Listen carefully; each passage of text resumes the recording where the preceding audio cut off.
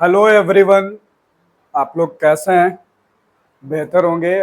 आज हम लोग पढ़ेंगे ट्रांसफॉर्मर के बारे में। ठीक है, आप सभी छात्रों का sign study centre YouTube channel में स्वागत है। एक नया टॉपिक ट्रांसफॉर्मर जो एग्जाम में कितने नंबर में आता है? 5 नंबर का है, 5 मार्क्स देगा। ठीक है, इसमें आपको आएंगे क्या क्या? सबसे पहले आपको ट्रांसफॉर्मर के बारे में पूछा जा सकता है, फिर बनावट के बारे में पूछा जा सकता है, कार्य विधि के बारे में पूछा जा सकता है और इसके व्यंजक पूछे जा सकते हैं। ठीक, तो सबसे पहले हम लोग समझते हैं कि ये जो ट्रांसफॉर्मर है क्या। ठीक, ट्रांसफॉर्मर है क्या? तो हम बता दें कि जो ट्रांसफॉर्मर है एक प्रकार का क्या है? यंत्र है, एक तरह का उपकरण है। क्या है? उपकरण है जो एसी वोल्टता, ठीक है, एसी वोल्टता या विद्युत धारा, ठीक, जो एसी वोल्टता या विद्युत धारा के मान में क्या करता है? परिवर्तन करता है। क्या करता है? विद्युत धारा के मान को परिवर्तित करता है, परिवर्तित करता है। ठीक,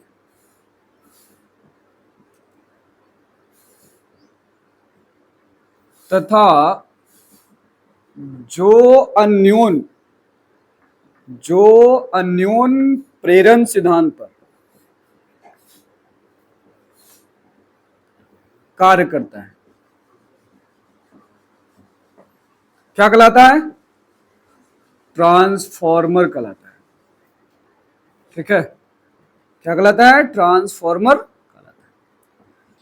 ट्रांसफॉर्मर एक प्रकार का यंत्र है, एक प्रकार का उपकरण है जो एसी वोल्टा या विद्युत धारा के मान को परिवर्तित करता है, उसमें परिवर्तन लाता है, तथा जो अन्योन प्रेरण सिद्धांत पर क्या करता है? कार्य करता है। उसे हम क्या कहते हैं? उसे ट्रांसफॉर्मर कहते हैं। क्या कहते हैं? ट्रांसफॉर्मर। अब ट्रांसफॉर्मर जो है वोल्टेज को बढ़ा भी सकता है और वोल्टेज को घटा भी सकता है।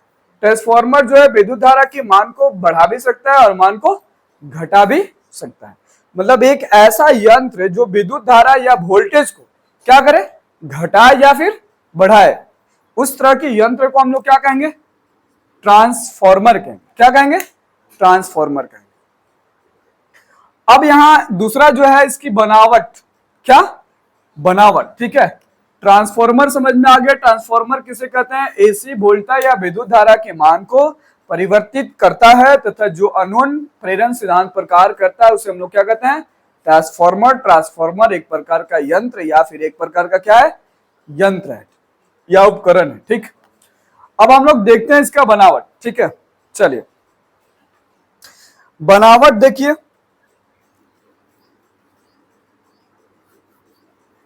ट्रांसफॉर्मर की बनावट, संरचना। ठीक है, सबसे पहले यहां पे एक नर्म लोहे का कोड है बना। ठीक, क्या है? नर्म लोहे का कोड बना हुआ है।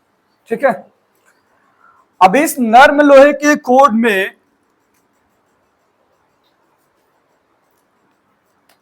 कि ऊपर तार द्वारा ये कुंडलित संरचना है। ठीक, तार द्वारा ये कुंडलित संरचना, और इस साइड भी इसी तरह का है। ये भी क्या है? एक तार द्वारा बना कुंडली है। ठीक है, चलिए पहले वाले कुंडली को हम लोग प्राइमरी कहते हैं, मतलब प्राथमिक कुंडली, प्राथमिक कुंडली। और दूसरा जो कुंडली दिख रहा है इसको हम लोग द्वितीयक कुंडली कहते हैं, सेकेंडरी।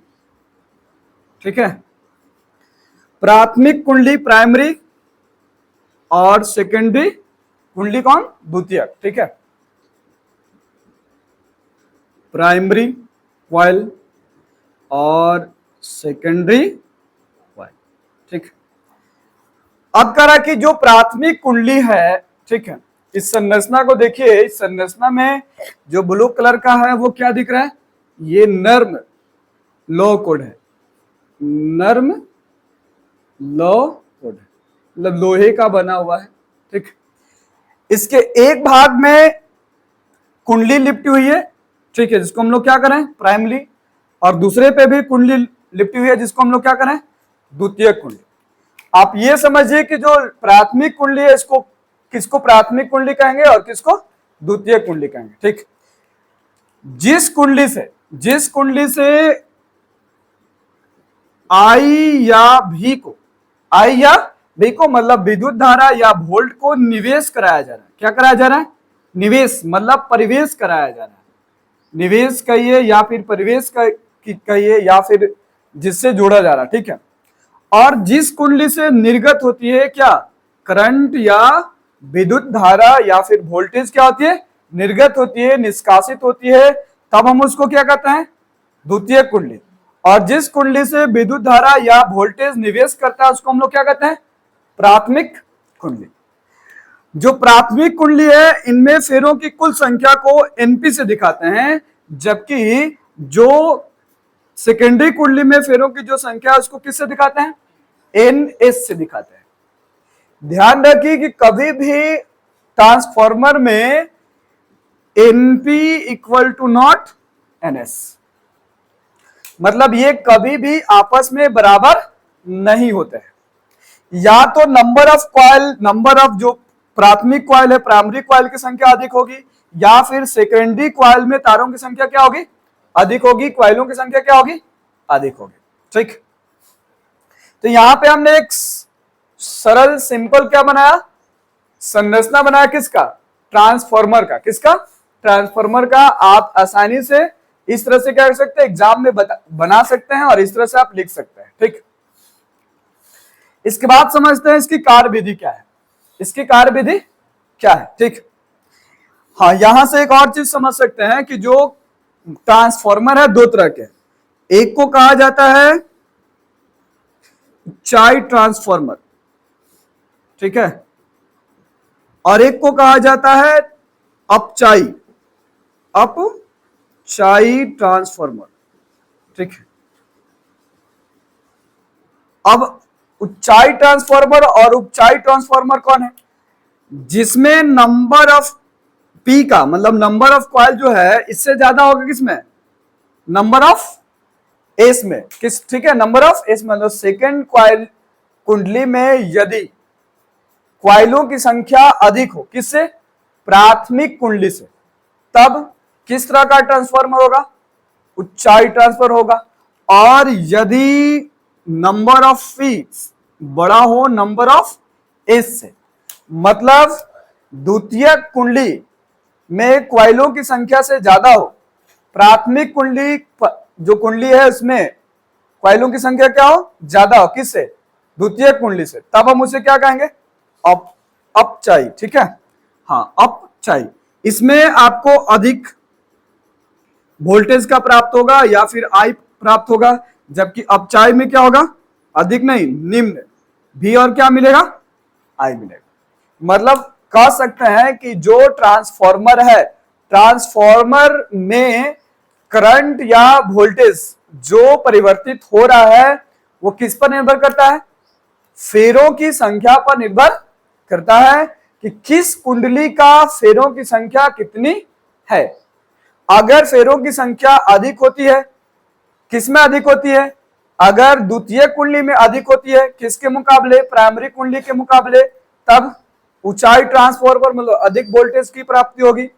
अगर द्वितीय कुंडली से कम, मतलब ये कुंडली में फेरों की संख्या, ठीक है, द्वितीय कुंडली में कम और प्राथमिक कुंडली में क्या हो, फेरों की संख्या अधिक हो, तब कौन सा, अपचाई ट्रांसफार्मर, जिसमें वोल्टेज और विद्युत धारा क्या होंगे, निम्न होंगे, क्या होंगे, निम्न होंगे।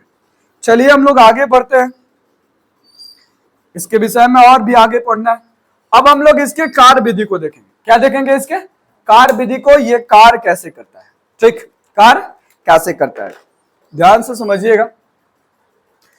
करें कि जब हम किसी बाह्य स्रोत से, क्या, किसी बाह्य स्रोत से प्राथमिक कुंडली में, किस कुंडली में, प्राथमिक कुंडली में वोल्टेज को क्या करते हैं, प्रवाहित करते हैं, क्या करते हैं, प्रवाहित करते हैं, तब प्राथमिक कुंडली के अंदर इस कुंडली में विद्युत फ्लक्स, कौन सा फ्लक्स, विद्युत फ्लक्स में क्या होता है, विद्युत फ्लक्स में परिवर्तन के फलस्वरूप, परिवर्तन के फलस्वरूप द्वितीय कुंडली के संयोजन के बाद या संयोजन के फलस्वरूप ईएमएफ, ईएमएफ हम इसको बोलते हैं विद्युत वाहक बल, ठीक है, विद्युत वाहक बल,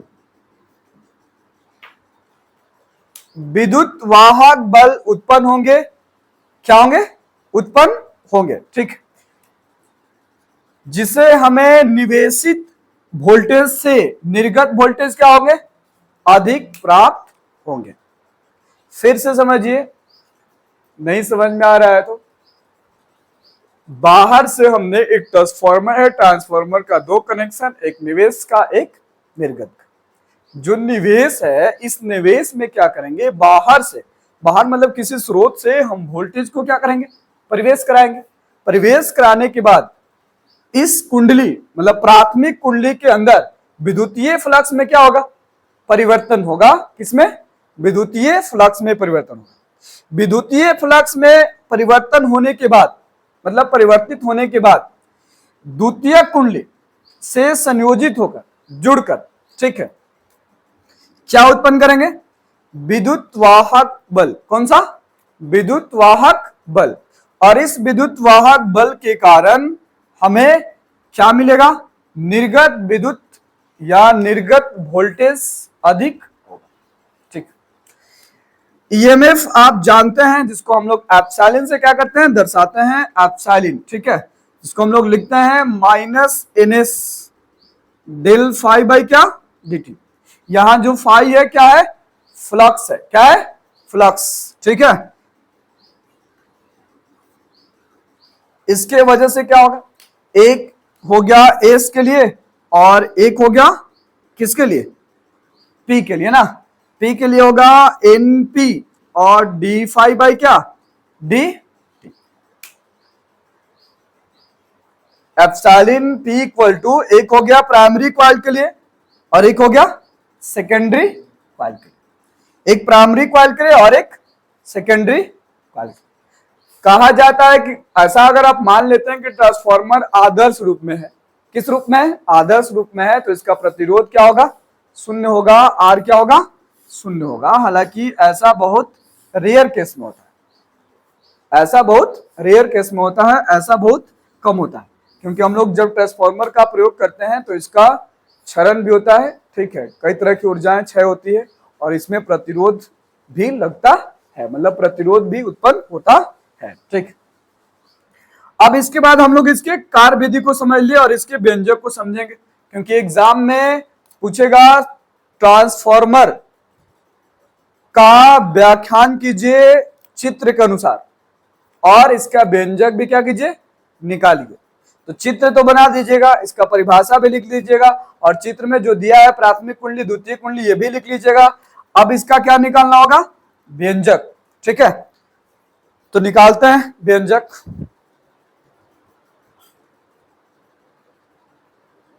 व्यंजक आदर्श स्थिति में आपको बता रहा है कि जो प्रतिरोध है, प्रतिरोध नगण्य होने के साथ साथ रोड का संपूर्ण फ्लक्स क्या, NP तथा NS दोनों से गुजरता है, तब हमने कहा epsilon P equal to minus NP d phi by dt, जबकि एप्सिलॉन S मतलब सेकेंडरी के लिए minus NS d phi by क्या, dt। अब कह रहा है कि जो एप्सिलॉन है, एप्सिलॉन हमने पीछे भी बता चुके हैं आपको कि एप्सिलॉन किसके, विभव ना, क्या, एक प्रकार का विभव होता है, आंतरिक विभव। तो हमने लिखा Vp बराबर एप्सिलॉन P तथा Vs बराबर क्या, एप्सिलॉन S।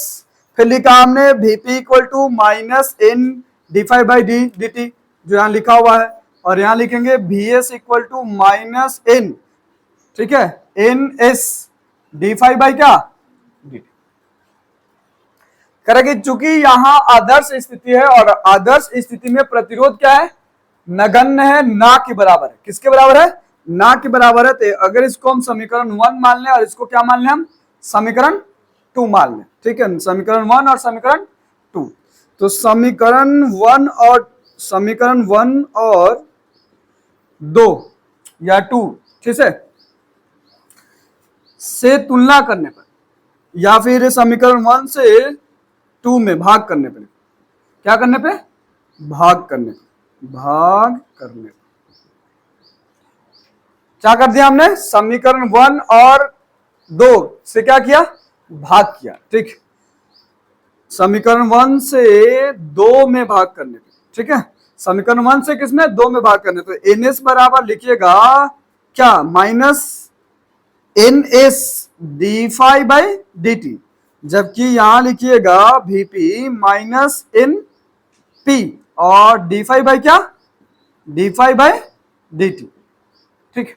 अब देखिए यहां जो फाई है, डी फाई बाई और डी फाई क्या होगा, कट जाएगा, माइनस और माइनस क्या होगा, कट जाएगा, तो हमें मिला क्या, हमें मिला एन एस बटा वी एस बटा VP equal to N S बटा क्या, एन पी, नंबर ऑफ प्राथमिक सेकेंडरी कॉइल और नंबर ऑफ क्या, प्राथमिक कॉइल। अब यहां से हम वी एस लिख सकते हैं, मतलब जो वोल्टेज है हमारा किसका, सेकेंडरी का, किसका, सेकेंडरी का। अब यहां से हम लिख सकते हैं, कितना लिख सकते हैं, ये वीपी चला जाएगा इधर, वीपी एन एस बटा क्या, N P, VP N S बटा एन पी, ये हमारा वोल्टेज के लिए, ठीक, किसके लिए, वोल्टेज के लिए क्या हो गया, ट्रांसफार्मर में वोल्टेज के लिए व्यंजक निकल गया। इसका व्यंजक बहुत भारी नहीं है, बहुत आसान है, केवल आपको ध्यान रखना है कि किस स्थिति में, आदर्श स्थिति में, जब प्रतिरोध नगण्य हो तब Vp बराबर एप्सिलॉन P और Vs बराबर क्या, एप्सिलॉन S। समीकरण 1 और 2 ले लेना है, भाग कर देना है, तो Vs बराबर Vp NS बाई क्या आएगा, NP। अब ध्यान रखिए कि वोल्टेज कब घटेगा और कब बढ़ेगा। यदि थोड़ी सी कंडीशन को समझते चलते हैं, ताकि एग्जाम में अगर आपसे पूछता है तो आप आसानी से क्या कर सकते हैं, बता सकते हैं। लिखा है यदि Vs का मान क्या हो, ठीक है, Vs डायरेक्टली प्रोपोर्शनल टू है NS। हमने कहा ना कि जो नंबर ऑफ कॉइल है द्वितीय कुंडली का, ठीक है, उस पर क्या करेगा, निर्भर करेगा। जो ट्रांसफार्मर का जो गुण है वो किस पर निर्भर करता है, कॉइलों पर निर्भर करता है। तो कह रहा है कि जो NS है वो डायरेक्टली प्रोपोर्शनल टू क्या है, Vs है। अगर हम नंबर ऑफ कॉइल को बढ़ा दे, सेकेंडरी कॉइल को बढ़ा दे, तो हमारा वोल्टेज क्या हो जाएगा, बढ़ जाएगा, ठीक है। अब देखिए, और ये किसके डायरेक्टली प्रोपोर्शनल टू है, Vs डायरेक्टली प्रोपोर्शनल टू क्या है, Vp। क्यों भाई, यहां से दिख रहा है ना, NS directly proportional to Vs, Vp directly proportional to क्या, Vs। यदि हम प्राइमरी कॉइल में वोल्टेज को बढ़ा दें तो हमारा सेकेंडरी कॉइल में भी वोल्टेज का मान क्या होगा, बढ़ेगा, क्या होगा, बढ़ जाएगा। घटेगा कब, ठीक है, और बढ़ेगा कब, देखिए। अब ये जो एनपी है, नंबर ऑफ कॉइल जो है प्राइमरी कॉइल का, प्राथमिक कॉइल का, यदि इसको हम क्या करें, घटा दे, क्या करें, डाउन कर दे, तो ये अप हो जाएगा। अगर ये इसको बढ़ा दे तो ये क्या हो जाएगा, डाउन हो जाएगा। मतलब जो एनपी है, नंबर ऑफ कॉइल, जो प्राथमिक कुंडली का जो कॉइल को फेरों की संख्या है, अगर इसको हम बढ़ाते हैं तब ये घटेगा, और जब इसे घटाते हैं तो ये क्या होगा, बढ़ेगा। तो ये जो हमने व्यंजक निकाला ट्रांसफार्मर में वोल्टेज के लिए, किसके लिए निकाला, वोल्टेज के लिए। करंट के लिए अभी हमने इसको नहीं निकाला है, किसके लिए निकाला है, वोल्टेज के लिए निकाला है। तो करंट के लिए भी इसके साथ क्या करेंगे, निकाल लेंगे। तब तक इसका स्क्रीनशॉट ले लीजिए आप जल्दी से।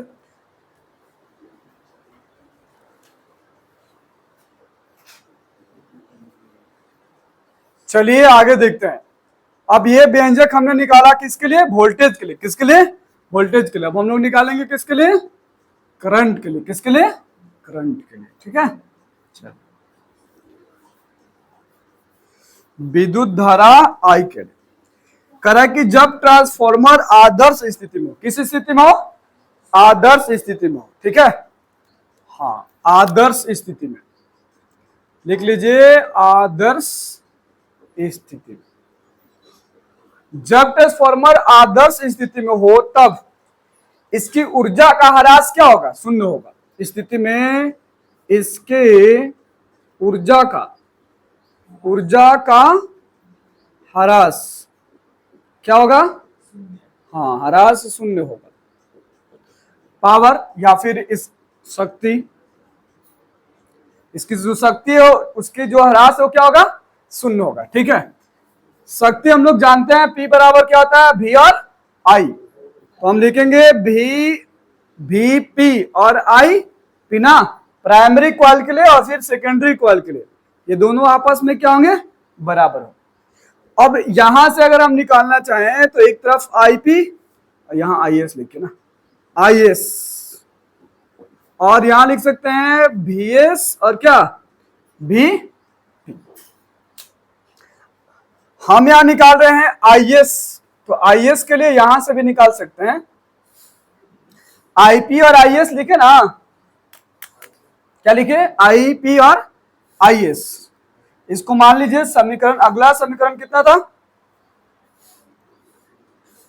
अगला समीकरण कितना था? अगला समीकरण आपका 2 था ना, 2 था शायद, और जो लास्ट आया था 2, ये इसको मान लीजिए कितना? 3। ठीक, अब करा कि अगर आप कंपेयर कीजिएगा समीकरण 2 और 3 की तुलना करने, क्या करने पे? तुलना करने पे, क्या करने पे? तुलना। नहीं पता तो आप लिख भी सकते हैं, अभी हमने लिखा था है ना, VS और VP, जहां पे VS और VP, और यहां था आपका NS और जो था ना, NS को बढ़ाओगे NP, NS और VP तो ऊपर आ जाएगा, यहाँ से VP आ जाएगा और यहाँ पे NP होगा। ठीक है, इस तरह से VS बराबर क्या था? VS बराबर था NS VP और बाई क्या? NP। ठीक है, हालांकि समीकरण 2 और 3, मतलब ये 3 और यहाँ पे 2, तो वहां हमने देखा VP और VS, VP और VS या फिर VS और VP, VS और VP बराबर था, यहां से हम लिख सकते हैं IP बटा क्या? IS बराबर क्या? NS बटा NP। जो लास्ट था, लास्ट में था ना VS और VP, VS और VP, VS VP बराबर NS बटा क्या? NP, ये था। इस आधार पर हम लोग लिख सकते हैं VS VP बराबर IP IS बराबर NS बटा क्या? NP। ठीक है, अब यहां से आप लिख सकते हैं जो NP, अब यहां से आप निकाल सकते हैं अगला स्टेप में IP बटा IS बराबर NS बटा क्या? NP। ठीक है, यहां से हमको निकालना क्या है? IS निकालना है। तो IS के लिए देखिए, IS बराबर क्या लिख सकते हैं? इसको भेज दिया, सबसे पहले इसको तो यहां भेजेंगे, तो यहां भेज दिया हमने इस तरफ, और इसको भेजेंगे इस तरफ, तो हमारा होगा IP NP हो गया, और बटा में क्या आ जाएगा? NS। क्या जाएगा? NS। ये जो व्यंजक यहां दिखा किसके लिए है? विद्युत धारा के लिए है, करंट के लिए है। किसके करंट के लिए है? निर्गत करंट के लिए है। सेकेंडरी कॉइल में निर्गत जो करंट है उसका मान होगा IP NP बटा NS, जहां IP जो प्राइमरी कॉइल का विद्युत धारा है, NP जो दिख रहा है नंबर ऑफ कॉइल है किसका? प्राइमरी का, जबकि NS क्या है? सेकेंडरी कॉइल का फेरों की संख्या को क्या कर रहा है? बता रहा है। ठीक है, अब यहां से आप देखिए जो आपको एग्जाम में पूछे जाएंगे। ठीक है, इसका भी व्यंजक बहुत हार्ड नहीं दिख रहा है आपको, बस आपको याद रखना आदर्श स्थिति में भाई इसका शक्ति का जो ह्रास से शून्य होगा, आप बराबर लिख लीजिएगा और पीछे का जो समीकरण है उसकी तुलना कीजिएगा, तो ये मान क्या हो जाएगा? आपको ज्ञात हो जाएगा। एक बार खुद से भी प्रयास कीजिएगा तो आपको निकालने आ जाएगा। अब यहां देखिए हम क्या लिख सकते हैं, IS मतलब विद्युत धारा सेकेंडरी कॉइल में डायरेक्टली प्रोपोर्शनल टू क्या होगा? IP, और फिर जो है वो डायरेक्टली प्रोपोर्शनल क्या होगा? NP, और IS इनवर्सली प्रोपोर्शनल टू क्या होगा? NS। क्या होगा? NS। अब जरा ध्यान से देखिए, यदि हम प्राइमरी कॉइल में, प्राथमिक कॉइल में अगर विद्युत धारा का मान बढ़ाते हैं तो जो करंट है सेकेंडरी में उसका भी मान क्या होगा? बढ़ जाएगा। अगर घटाते हैं तो क्या होगा? घट जाएगा। अगर हम नंबर ऑफ कॉइल, किसका, नंबर ऑफ पी, जैसे इसके पेड़ों की संख्या को अगर हम बढ़ा दें तो हमारा विद्युत धारा क्या होगा, बढ़ जाएगा। वोल्टेज नहीं बढ़ेगा लेकिन विद्युत धारा बढ़ जाएगा, ध्यान रखिएगा। अगर इसको बढ़ाएंगे तो हमारा जो करंट है वो बढ़ जाएगा, वोल्टेज नहीं करंट, विद्युत धारा, ध्यान रखिएगा। उन दोनों में थोड़ा सा क्या है, डिफरेंस है। अभी डिफरेंस को हम साइड में दिखा भी देते हैं। जो एनएस है, मतलब जो आईएस है, सेकेंडरी कॉइल का जो विद्युत धारा है वो बढ़ेगा कब, जब इसके कॉइलों की संख्या घटेगा तब। ठीक इसके जस्ट अपोजिट यहां था कि VS बढ़ता है कब, जब NS अधिक हो। ठीक है, VS डायरेक्टली पढ़ लू क्या, NS, VS directly personal to क्या, हाँ VP, VP। अगर हम वोल्टेज को बढ़ाते हैं प्राइमरी में तो हमारा वोल्टेज सेकेंडरी में भी क्या होगा, बढ़ेगा। तो अब देखो यहाँ कुछ कुछ लगभग आपको कुछ कुछ समान भी दिख रहा है, कुछ डिफरेंस भी है। और VS जो है वो घटेगा जब नंबर ऑफ P क्या होगा, बढ़ेगा। अगर ये बढ़ेगा तो ये घटेगा। अब देखो इन दोनों में कंपेयर करा लो, ज्यादा फर्क नहीं दिख रहा। यहाँ नंबर ऑफ क्या है, नंबर ऑफ प्राइमरी कॉइल का है, अगर ये घटता है तो ये बढ़ता है। यहाँ देखो सेकेंडरी है, अगर ये घटता है तो ये बढ़ता है, तो थोड़ी अपोजिट हो गया। यहाँ देखिए VS डायरेक्टली पर क्या है, VP है। यहाँ क्या है, IS डायरेक्टली पर क्या, NP है। ठीक है, ये वाला टर्म और ये वाला टर्म यहाँ पे। IS बढ़ेगा जब IP को बढ़ाओगे, VP को बढ़ाओगे तो VS क्या होगा, बढ़ेगा। तो ये जो टर्म आपको दिख रहा है, ठीक है, ये टर्म वोल्टेज को बढ़ाओगे तो करंट भी, ये वोल्टेज को बढ़ा रहे हो P में तो सेकेंडरी में बढ़ रहा है। अगर करंट को बढ़ा रहे हो P में तो सेकेंडरी में भी क्या हो रहा है, करंट बढ़ रहा है। बाकी सब थोड़ा सा याद रखना होगा। ठीक है, थोड़ा सा याद रखना होगा, बस ये अपोजिट दिख रहा है, लेकिन यहाँ NP और यहाँ क्या है, NS है। यहाँ NS, यहाँ भी ऐसा और यहाँ भी क्या है, ऐसा, सेकेंडरी और सेकेंडरी। ठीक है, तो इन दोनों में डिफरेंस भी आप कर सकते हो, क्या कर सकते हो, डिफरेंस कर सकते हो। तो अगले नेक्स्ट वीडियो में इसके और दो ट्रांसफॉर्मर है। एक हमने बताया था, उस ट्रांसफॉर्मर का नाम क्या था, उस ट्रांसफॉर्मर का नाम था ऊंचाई ट्रांसफॉर्मर, और एक क्या था, अपचाई ट्रांसफॉर्मर। ठीक है, तो इसका स्क्रीनशॉट ले लीजिए जल्दी से। नेक्स्ट वीडियो में हम लोग नेक्स्ट टॉपिक के साथ इसके अपचाई और ऊंचाई ट्रांसफॉर्मर का भी व्यंजक निकालेंगे, उसके बारे में भी पढ़ेंगे। और इसमें जो हरासमेंट हो रहा है, मतलब जो ट्रांसफॉर्मर में कार्य करने के बाद, विद्युत धारा प्रोवाइड करने के बाद, वोल्टेज प्रोवाइड करने के बाद जो क्षरण हो रहा है, जो क्षय हो रहा है, जो ह्रास हो रहा है, उसके विषय में भी हम लोग नेक्स्ट वीडियो में क्या करेंगे, पढ़ेंगे। तब मिलते हैं हम लोग अगले नेक्स्ट वीडियो में। अगर वीडियो अच्छा लगे तो इसे लाइक कीजिएगा, सब्सक्राइब कीजिए और अपने दोस्तों के साथ भी शेयर कीजिए और मन लगा के पढ़ाई कीजिए। ये सब यहाँ जो भी वीडियो आपको मिलेंगे सब एग्जाम की व्यू से बनाए जा रहे हैं, केवल एग्जाम की व्यू से। मतलब ये एग्जाम में आए हैं, आते हैं और आते रहेंगे। तो आप भी इसको बनाते रहिए, पढ़ते रहिए और जानते रहिए। मिलते हैं फिर नेक्स्ट वीडियो में। Okay, bye, take care.